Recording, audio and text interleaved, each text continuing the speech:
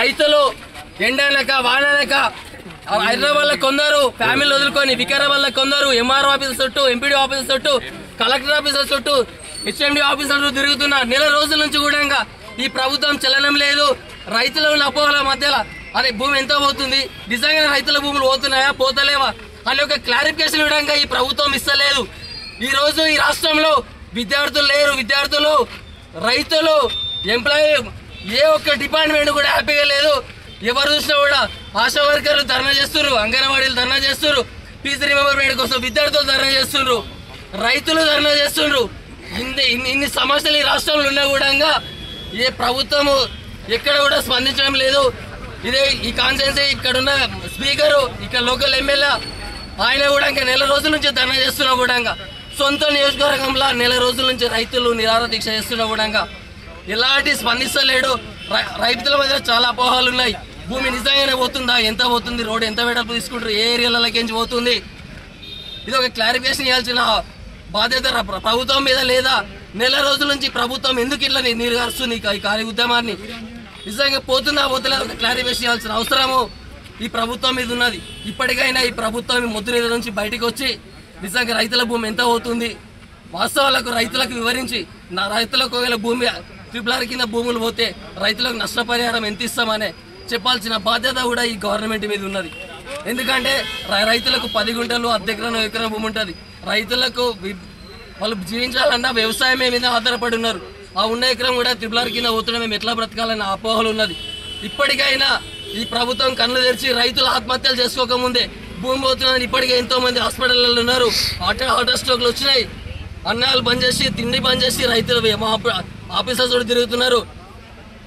ఇప్పటికైనా ఈ ప్రభుత్వం మొద్దు నిర్దలేసి రైతులకు ఏం పోతుందనే రైతులకు భరోసా ఇచ్చి రైతులకు ఇంత నష్టపరిహారం ఇస్తామని చెప్పాల్సిన బాధ్యత ఉన్నది.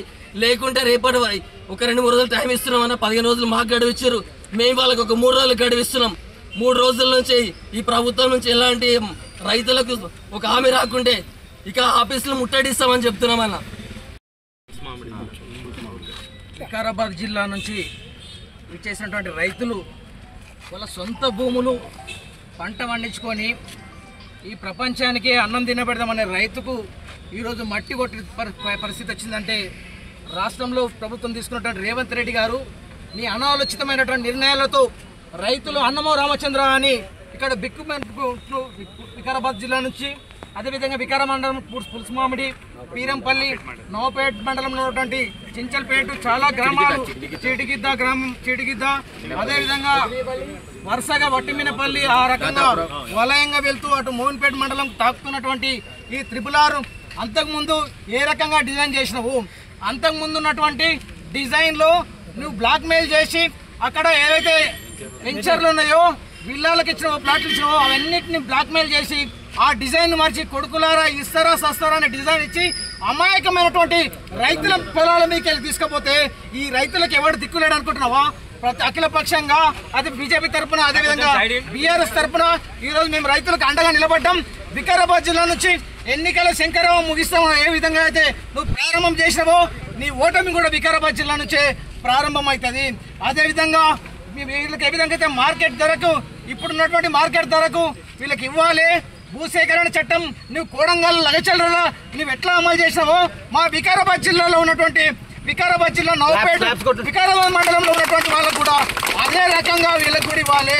ఒకవేళ నువ్వు కాదు ఖచ్చితంగా నువ్వు ఇదే విధంగా చేస్తా అంటే రైతు ఎద్దెడిచిన వ్యవసాయం ఏ విధంగా అయితే బాగుపడదో కొడుక నువ్వు ఈ రైతులు ఒక్కసారి తలుచుకుంటే ఒక్క యూరియా బస్తా కోసం ఎన్ని గంటలు వెయిట్ చేస్తున్నారు అక్కడ ఒకసారి ఆలోచన చేయండి. ఈ రైతులే కదా, ఈ రైతులు పండించిన పంట తింటున్నావు నువ్వు. ఈరోజు ఈ రైతులకు మాత్రం నోట్లో మట్టి కొడుతున్నావు నువ్వు. రైతు ప్రభుత్వాన్ని ఖచ్చితంగా ప్రజాపాలన అని చెప్పి అటు విద్యార్థులను మోసం చేస్తున్నావు, ఇటు రైతులను మోసం చేస్తున్నావు, ఇట్లా అన్ని రకాల కార్మికులను మోసం చేస్తున్నావు. అన్ని రకాలుగా మోసం చేసినటువంటి రేవంత్ రెడ్డి ప్రభుత్వాన్ని ఖచ్చితంగా గద్దెదించాలని మేము బీజేపీ పార్టీ తరఫున డిమాండ్ చేస్తున్నాం.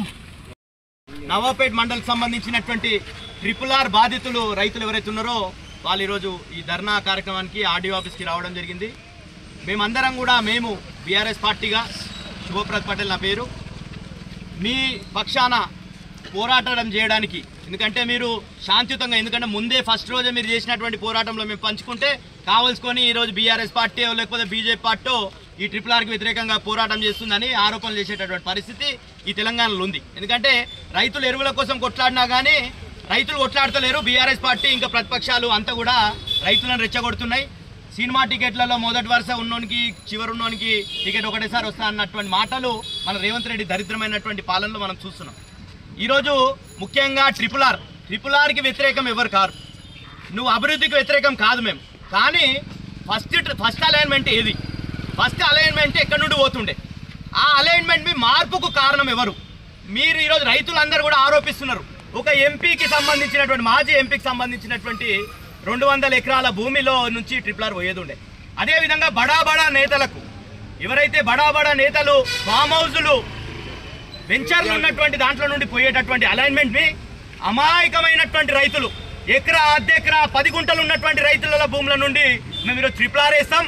వేసి అదేవిధంగా భూసేకరణ చట్టం కాకుండా నేషనల్ హైవే చట్టం ప్రకారంగా అక్వైర్ చేస్తాం, ఏదో తూతు మంత్రంగా కాంపెన్సేషన్ ఇస్తాం అనే విధంగా ఈ ప్రభుత్వం వివరిస్తున్నది.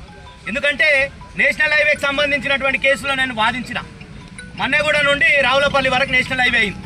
మన్నెగూడ ఈరోజు ఆ రోజు 19లో కూడా ₹1 కోటి తక్కువ ఉండదు, కానీ 2 లక్షల లెక్క వాల్యూ చేసారు. 2 లక్షలు అంటే ఎకరా. ఈరోజు ఈ ప్రభుత్వం 2 లక్షల లెక్క వాల్యూ చేసి వాళ్ళకి కట్టిస్తే కొట్లాడంగా 6 లక్షలు అయింది. ఇట్లాంటి దుస్థితి ఈ రైతులకు రావద్దు.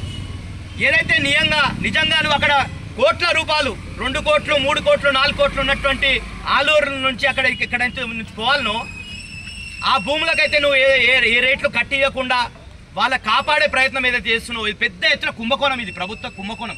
అలైన్మెంట్ మార్చిందంటే కేవలం ఇదేదో మనము అక్కడ రైతులు ఏం చెప్తున్నారు, ఈరోజు అసైన్ ల్యాండ్ ఉందని తీసుకుంటున్నాం అంటారు. కానీ ఇది కాదు, పెద్ద కుంభకోణం నడుస్తుంది తెలంగాణ రాష్ట్రంలో. పెద్ద బడా రాజకీయ నాయకులు భూములు పోకుండా పేద సామాన్య ఎస్సీ ఎస్టీ బీసీ వర్గాలకు సంబంధించినటువంటి రైతుల భూములు పొట్టగొట్టే విధంగా, గతంలో ఎప్పుడో ఏదో ప్రభుత్వం ఇచ్చినటువంటి అసైన్ భూములను కొల్లగొట్టే విధంగా ఈ ప్రభుత్వం వివరిస్తుంది. కాబట్టి మీరందరూ కూడా ఏకం కండి. 100% వికారాబాద్ జిల్లాకు సంబంధించే మనకు ముఖ్యమంత్రి ఉన్నాడు, కానీ పేరుకు వికారాబాద్. ఆయన గెలిచేట రోజు ఈడొచ్చి ఎన్నికల్లో వచ్చి నేను వికారాబాద్ నుంచే శంకరావం పూరిస్తున్నా అని చెప్పిండు. కానీ ఏమైంది, గెలిచిన తర్వాత ఇప్పుడు వికారాబాద్ అంటలేడు, వికారాబాద్ కనిపిస్తలేదు రేవంత్ రెడ్డి గారికి. మొత్తం కూడా నేను పాలమూరు బిడ్డనని చెప్పేసి అక్కడ తిరుగుతుండు. ఈరోజు ఒక్కసారన్నా ముఖ్యమంత్రి అయిన తర్వాత ఈ 2 సంవత్సరాల్లో రేవంత్ రెడ్డి ఒక్కసారన్నా ఈ వికారాబాద్ కావచ్చు, నవాపేట కావచ్చు, పరిగి కావచ్చు వచ్చిండా?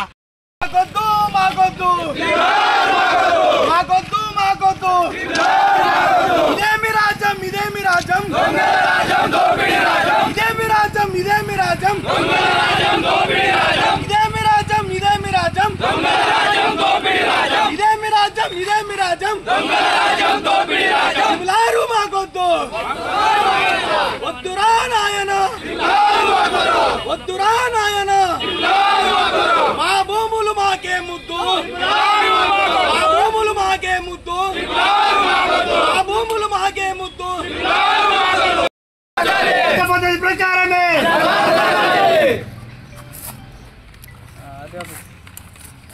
మాట్లాడేమన్నా మేము ఆల్రెడీ